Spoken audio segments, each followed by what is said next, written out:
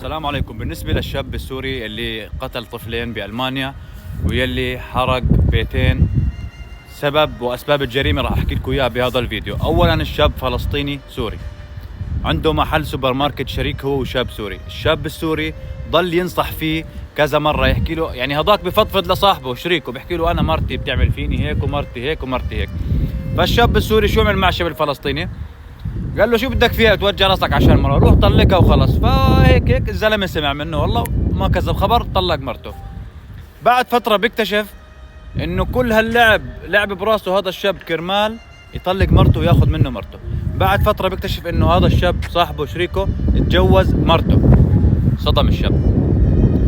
فعلشان هيك ما في اي دواعي تانية للجرائم اللي ارتكبها، بس لانه الزلمه خان مرته. تمام.